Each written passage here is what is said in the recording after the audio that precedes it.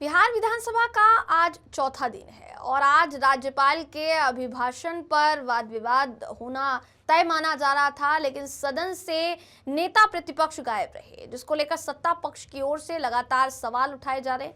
वहीं पीएमसीएच के डॉक्टर जिस तरीके से हड़ताल पर हैं, उसको लेकर भी विपक्ष ने सवाल उठाए हैं कि बिहार में शुरू से अफसरशाही हॉबी रही है और उसी का परिणाम है मरीज मर रहे हैं, लेकिन डॉक्टर मनमानी छोड़ नहीं रहे हैं। कई मुद्दों को लेकर विपक्ष और सत्ता पक्ष के विधायक बयान देते हुए दिखाई दिए। आपको तमाम बयान सुनाते हैं।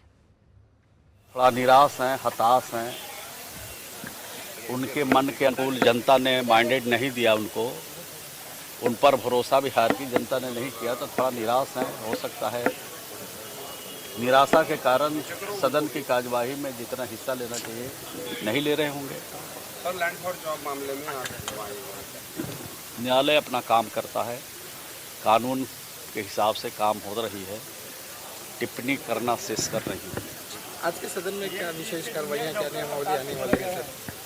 आज तो महामहिम राज्यपाल महोदय के अभिभाषण पर वाद विवाद हो गए, सरकार के उत्तर होंगे और जो विषय तय है नियम के हिसाब से उस पर सदन में कार्यवाही चलेगी।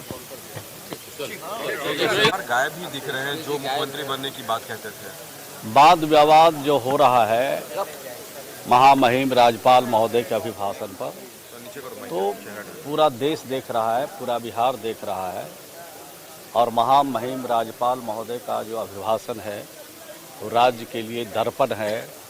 राज्य में जो तरक्की किया है और तरक्की आगे एक साल जो होनी है उसका पूरा उसमें महामहिम राज्यपाल ने बात को रखा। बिहार की जनता को सर तेजस्वी प्रसाद यादव ने जो मैंडेट दिया सर, उसके बाद तेजस्वी यादव गायब ही हो गए हैं। विपक्ष ने दूरी बना लिया इन्होंने। अब दो आदमी पूछ रहे, इधर भी पूछ रहे, इधर भी पूछ रहे, क्या जवाब देंगे? नहीं, विपक्ष तो नेता प्रतिपक्ष ही गायब थे महामहिम के अभिभाषण पे, तो क्या तैयारी किए होंगे आप समझ सकते हैं। देखिए, विपक्ष के बारे में पहले से कहता हूँ कि ये लोग कभी न संविधान के प्रति गंभीर हैं, न सरकार विधानसभा में अपने दायित्व के प्रति गंभीर है और न ही जनहित के मुद्दों को और बिहार वासियों के प्रति गंभीर हैं। ये इससे दर्शाता है और जनता ने जो निर्णय लिया है चुनाव में, तो ये इनकी जो इनका सोच है उसके खिलाफ दिया है। इन लोगों की सोच कभी रही नहीं है जनहित के मुद्दों पे बात करने के लिए, जनता से जुड़े हुए सवालों को विधानसभा में उठाने की, और ये कहीं किसी के प्रति गंभीर नहीं है। तो इनको विपक्ष आज, तो मैं तो बोल दिया हूँ ना कि कभी गंभीरता दिखाई ही नहीं है इन्होंने। न जनता के बाढ़ आएगी तो विदेश चले जाएंगे, ये तो पहले से परिपाटी रही है ना। कोई मुद्दा अब इन लोगों के पास मुद्दा क्या है कि वोट चोरी। अरे अब कभी करेंगे कि संविधान बचाओ अभियान, तो ये सब हमारे नेता आदरणीय चिराग पासवान बोल रहे हैं जब तक जिंदा है संविधान, और संविधान हमको लग रहा है कि मोदी जी के और नीतीश कुमार जी के नेतृत्व में पूरी तरह सुरक्षित। इन लोग को चिंता करने की आवश्यकता नहीं है। ये लोग कभी किसी प्रति अपने दायित्व जो है उसके प्रति गंभीरता नहीं है। अरे भाई, न्यायपालिका का मामला है, न्यायपालिका में पहले से मामला चल रहा है, उसमें उनके खिलाफ क्या है उस पर न्यायपालिका अपना रखेगी। वहाँ के न्यायाधीश महोदय के हम बातचीत है, उसमें हम लोग को बोलने का क्या अधिकार है। जो जैसा किया होगा उसका उनको फल मिलेगा। जमीन कब्जा कर रखे हैं, इस पर क्या कहना है? यही बुलडोजर एक्शन का देखिए बौखलाहट है।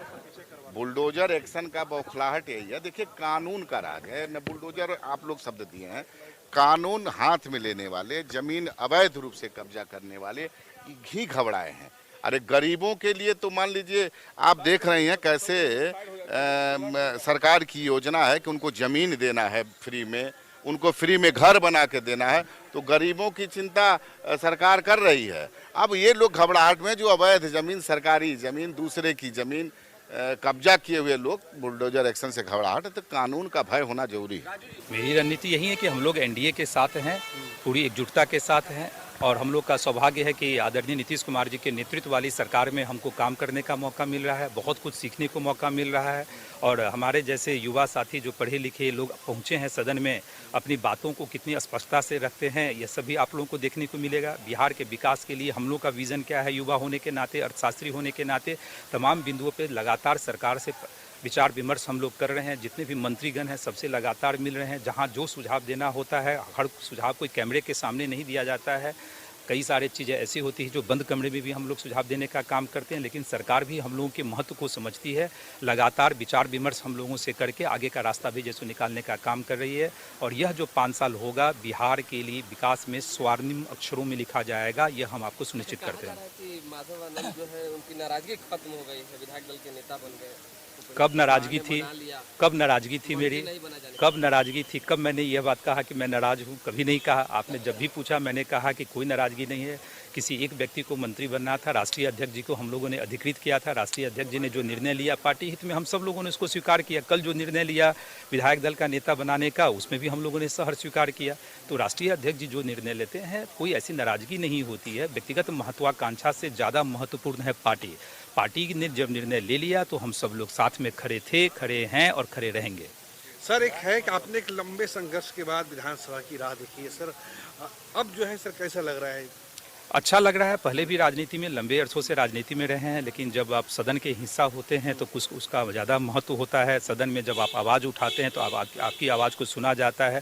पहले भी आप लोग मुझसे इतना ही प्यार करते थे, लेकिन अब मुझे कुछ ज़्यादा प्यार मिल रहा है, क्योंकि अब सदन के हिस्सा है। डेली आप लोगों से मुलाकात होती है। पहले मुझे ढूंढना पड़ता था, कई बार फ़ोन करते थे कि भैया कहाँ हैं आप लोग, हमसे कुछ बात कीजिए।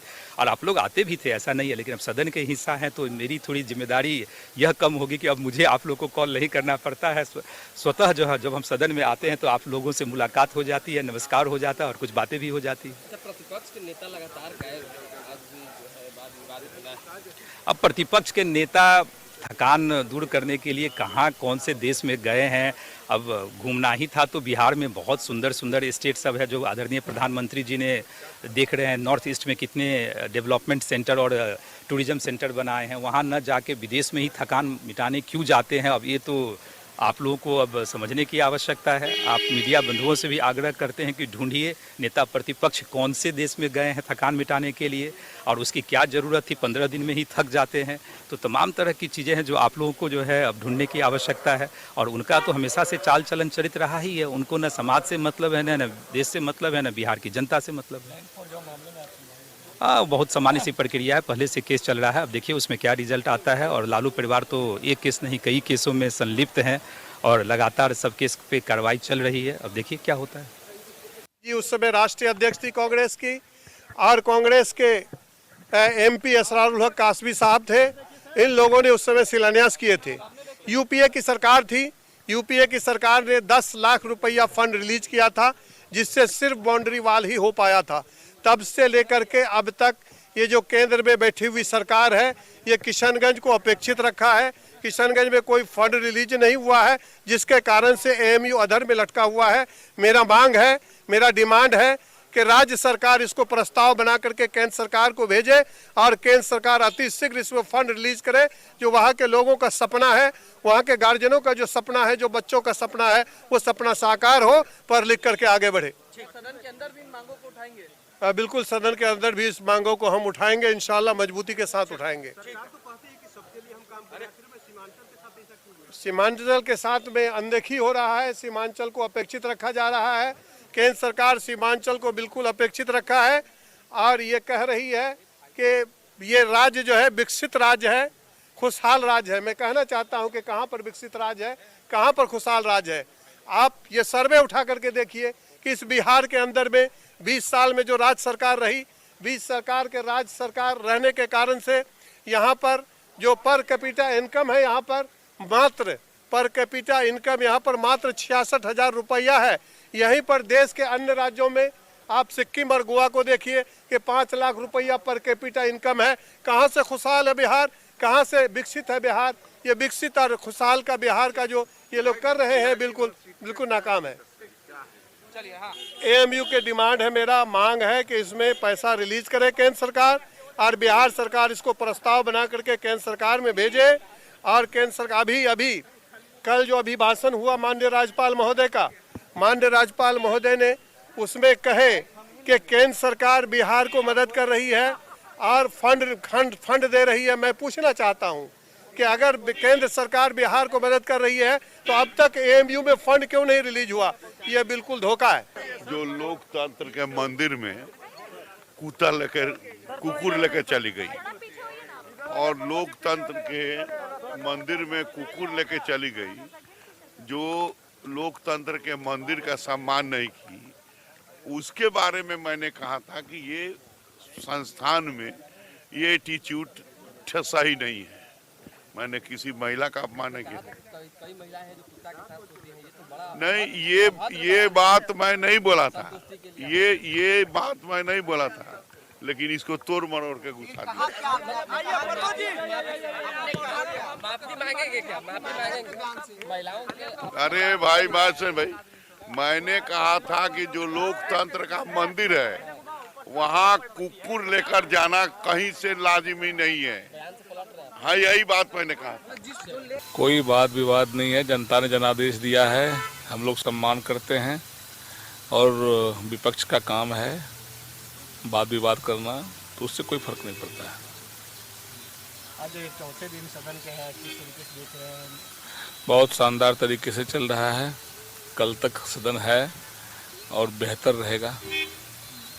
अभी जो पीएमओ का नाम चेंज किया गया और राजभवन का नाम चेंज किया गया, कैसे देख रहे हैं? सब शुभ संकेत है, अच्छा है, ये निर्णय का स्वागत करते हैं।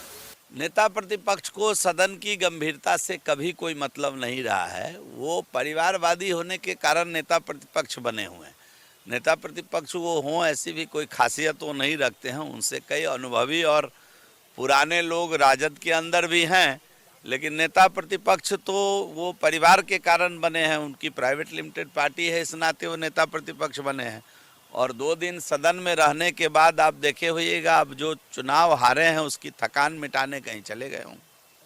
अब नेता प्रतिपक्ष ही जिसका गायब हो, वो विपक्ष क्या करेगा? बड़ी मुश्किल से नेता प्रतिपक्ष का कल उनको दर्जा मिला है।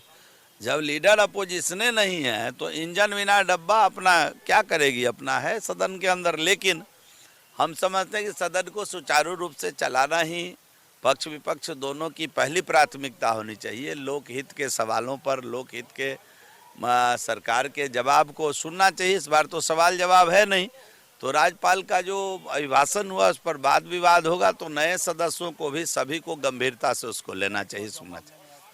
स्वाभाविक है ना, जस करनी तस भोग उतारता, जैसा करिएगा वैसा मिलेगा। गरीबों को नौकरी दे करके और उसका जमीन लिखा लेने वाले लोगों के खिलाफ तो कोर्ट सुनवाई कर रही है और उसमें सजा भी होगा, ऐसा लगता है। बार बार सदन में ये बात कहता हूं कि पिछले कई सालों से अफसरशाही का जो मिजाज बढ़ा है, अफसरों का जो नैतिक पतन हुआ है, उसकी वजह से थाने में लोगों को प्रताड़ित किया जा रहा है, हॉस्पिटल में लोगों को प्रताड़ित किया जा रहा है। कई पेशेंटों को तो डॉक्टरों ने पिटाई तक की है और वहाँ पर पेशेंट की सही देखरेख भी नहीं होती है। ये सिर्फ कहते हैं कि 5000 बेड का हॉस्पिटल बना रहे हैं, ये करा रहे हैं, वो करा रहे हैं। ये पूरे तौर पर झूठ का पुलिंदा है। डॉक्टर कहीं मेडिकल एथिक्स पर काम नहीं कर रहे हैं लोग, इसलिए वहाँ पर जितना भी कसूर है वो मैं समझता हूँ कि पेशेंट का कोई कसूर नहीं है उस मामले में। बुलडोजर संसद पे क्या कहेंगे? पूरे राज्य में बुलडोजर चल रहे हैं। नहीं, मैं कह रहा हूँ कि बुलडोजर एक सिंबल है योगी राज का, और बुलडोजर चिल्लाना नहीं चाहिए। नीतीश कुमार की सरकार जानी जाती है कानून के राज के नाम से। मैं कह रहा हूं कि कानूनी तौर पर जो अवैध बसावट है उसको आप हटाइए, लेकिन ये बुलडोजर कह करके कहीं न कहीं किसी खास विशेष जाति के लोगों को डराने धमकाने का काम न करे सरकार। देखिए भाई, इस बात में कोई नहीं, एक आदमी जब बीमार पड़ता है, ईश्वर के बाद सबसे बड़ा विश्वास अगर किसी पर होता है तो डॉक्टर पर होता है। लेकिन डॉक्टरों का जो रूप मैंने वहाँ खुद से जाकर देखा है, पेशेंट पर इन लोगों को हाथ चलाते हुए मैं गवाह हूँ इसका। और इन लोगों ने जो तरीका अपनाया है ये कहीं से मुनासिब नहीं है। ये सरकार की लेक्चर व्यवस्था और अफसरशाही की बदमिजाजी का हिस्सा है।